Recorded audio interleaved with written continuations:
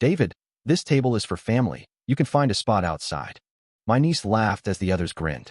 The waiter dropped a $3,800 bill in front of me. I took a sip of my tea and chuckled. They had no idea who was covering it tonight.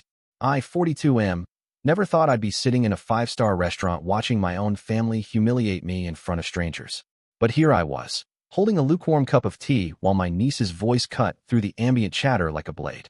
My niece told me with that same smug grin she perfected since childhood that this table was for family, and I could find a spot outside. The others around the table, my brother, his wife, their two other kids, and my sister with her husband, all exchanged those knowing looks. The kind that said they'd planned this moment. I should probably back up and explain how I got here. 3 months ago, my father passed away. Cancer took him faster than any of us expected. I was the one who held his hand in those final moments, the one who arranged the funeral, the one who made sure everything was handled properly while my siblings were too busy to help. But that's not the real story. The real story started when the will was read. Dad had been smart with his money. Decades of careful investing, a successful small business he'd sold 5 years earlier, and some property investments had left him with considerably more than anyone expected. The family meeting at the lawyer's office was tense from the moment we sat down. My brother expected to inherit the house and the bulk of the estate. After all, he was the eldest, had kids, and had always been Dad's favorite, or so he thought. My sister assumed she'd get a significant portion too, given that she'd visited Dad twice a month for the past year. I expected very little. I'd been the black sheep for most of my adult life. No wife, no kids, a job in tech that the family never quite understood. Dad and I had grown closer in his final years, but I figured that wouldn't translate to much in terms of inheritance. The lawyer cleared his throat and began reading. My siblings got modest amounts, enough to help with their mortgages and kids' college funds, but nothing life-changing. Then came my name.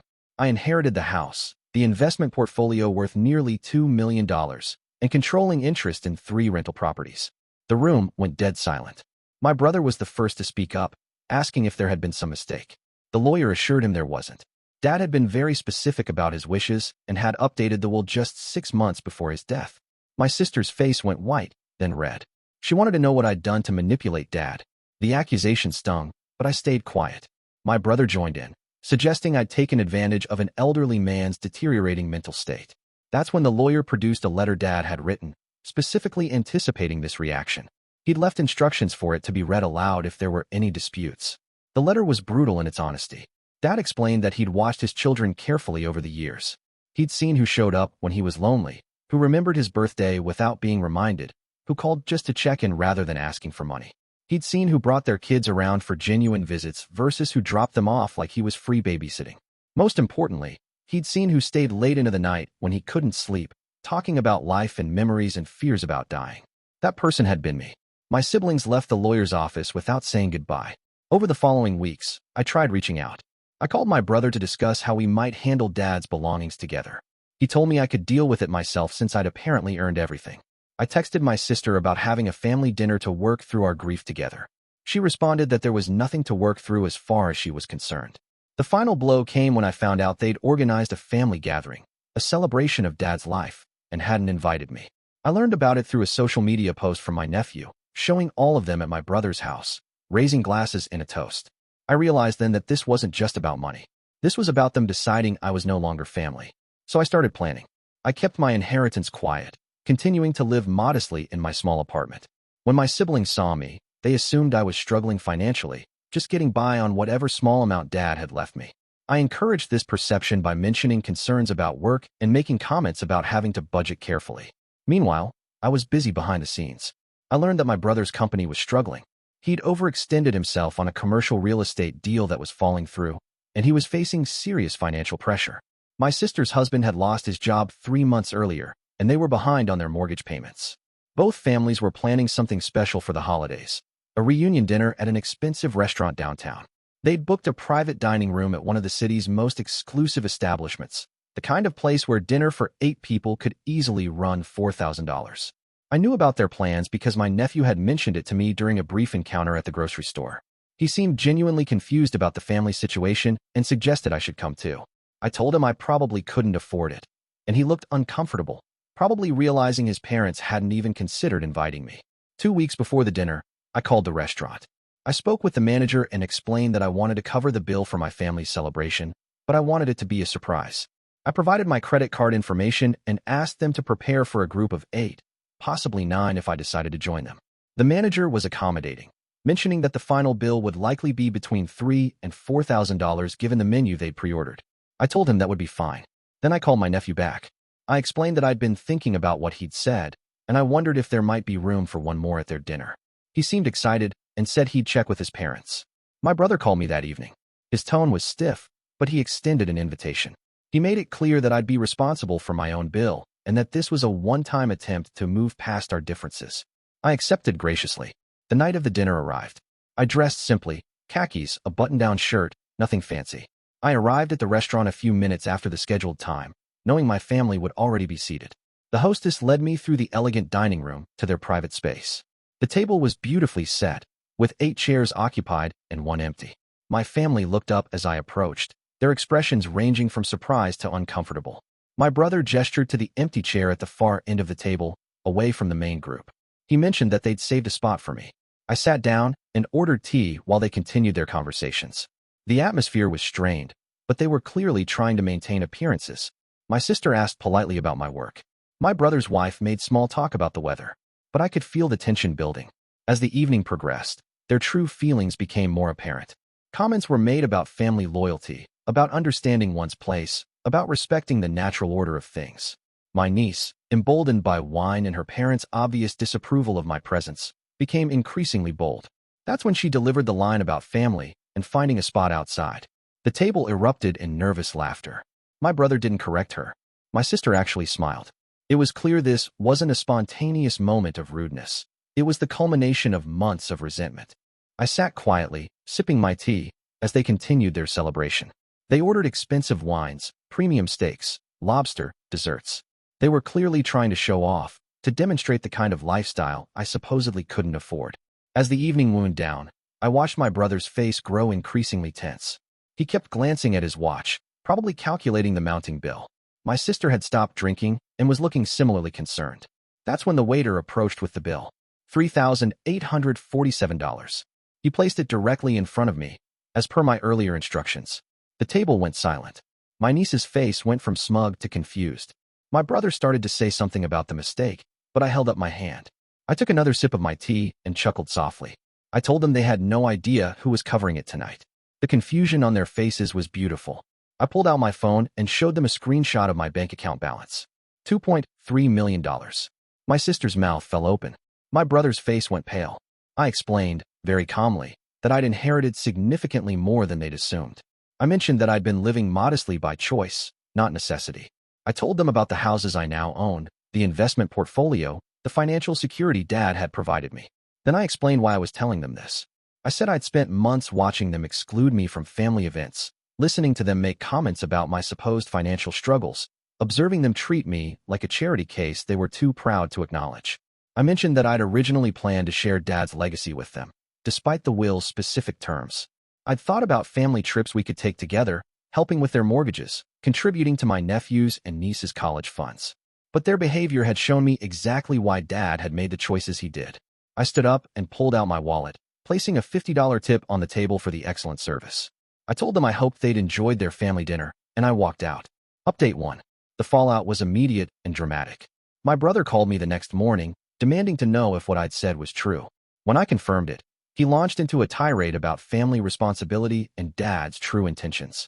He insisted that Dad would have wanted me to share with my siblings, regardless of what the will said. I listened quietly and then asked him a simple question. If he'd inherited everything, would he have shared it with me? The long pause before he hung up was answer enough. My sister tried a different approach. She showed up at my apartment with tears in her eyes, talking about how sorry she was for the way they'd treated me. She mentioned her financial struggles, her husband's job loss, the stress they were under. I felt sympathy for her situation, but I also remembered the look on her face when my niece had humiliated me. I told her I'd consider helping with specific emergencies, but that any assistance would be a loan, not a gift, and would come with clear terms. She left angry, muttering about how money had changed me. The most surprising reaction came from my nephew, the one who'd originally suggested I join them for dinner. He reached out through social media, apologizing for his family's behavior and saying he was embarrassed by what had happened. We met for coffee, and he asked me directly whether I was planning to help his family at all. I appreciated his honesty and told him I was still deciding. He nodded and said something that stuck with me. He mentioned that he'd always looked up to me because I seemed to make decisions based on principles rather than convenience. He said he hoped I'd continue to do that, whatever I decided about his parents. Update 2. 3 weeks after the restaurant incident, my brother's business partner called me. He explained that my brother was facing bankruptcy. The commercial real estate deal had completely collapsed, and there were debts I hadn't been aware of. The partner wanted to know if I'd be willing to invest in keeping the company afloat. I told him I'd need to see all the financial records before making any decision. What I discovered was worse than I'd expected. My brother hadn't just overextended himself on one deal. He'd been making risky financial decisions for months, apparently banking on inheriting enough from Dad to cover his mistakes. I made him an offer. I'd pay off his debts and provide enough capital to stabilize the business, but I'd own 51% of the company going forward. He'd continue to run day-to-day operations, but all major decisions would require my approval. He was furious. He accused me of trying to control his life, of taking advantage of his desperation. I reminded him that bankruptcy was his other option. He took 3 days to decide, but eventually accepted. My sister's situation was different.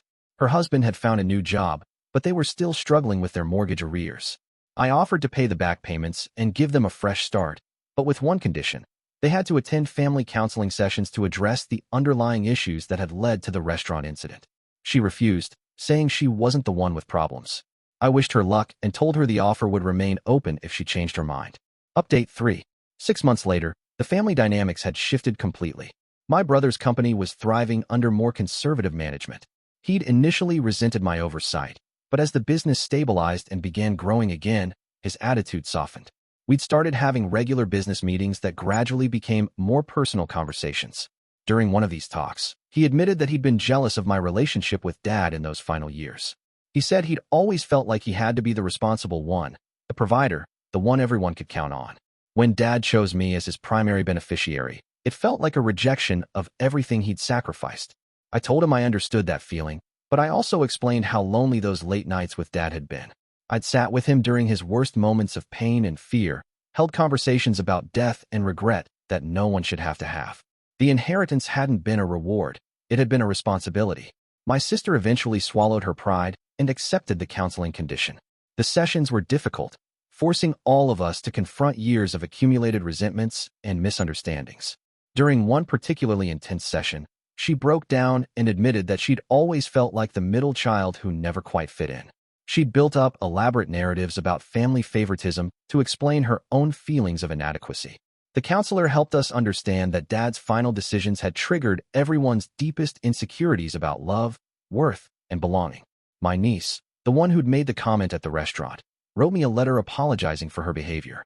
She said she'd been influenced by her parents' bitterness and hadn't understood the real situation. She asked if we could start over. I wrote back and told her we could, but that respect had to be earned, not assumed. The most significant change was in how I viewed my inheritance. Initially, I'd seen it as vindication, proof that Dad loved me best. But through the counseling sessions and difficult conversations with my siblings, I began to understand it differently. Dad hadn't left me everything because he loved me more. He'd left it to me because he trusted me to handle the responsibility wisely. That included figuring out how to help my family without enabling their worst behaviors. I established a family foundation with clear guidelines for assistance. Family members could apply for help with education, medical emergencies, or business investments, but all requests required documentation and approval from a board that included my nephew and a financial advisor. My brother was initially offended by the formal structure, but he'd been the first to use it, applying for funding to expand his now stable company. My sister used it to pay for job training that helped her husband find better employment. The foundation wasn't charity. It was a tool for accountability and growth. Looking back on that night at the restaurant, I realized it had been a turning point for all of us. My family's cruelty had forced me to confront my own capacity for revenge, but it had also revealed the deeper wounds that needed healing. I still lived modestly, despite my wealth. I still drove the same car, lived in the same apartment, worked at the same job. But now I understood that having money wasn't about changing my lifestyle. It was about having choices. The choice to help or not help. The choice to forgive or hold grudges. The choice to build bridges or burn them. Dad had given me more than financial security. He'd given me the power to decide what kind of family we'd become. And slowly, carefully, we were choosing to become a better one. The empty chair at family dinners was no longer about exclusion. It was a reminder of the person who'd brought us together and the work we still had to do to honor his memory. Some revenge is served cold. But the best revenge, I learned, is choosing grace when you have every right to choose cruelty. It's more satisfying than any humiliation, and it builds something lasting instead of just tearing things down. My family learned that lesson the hard way, but they learned it. And so did I.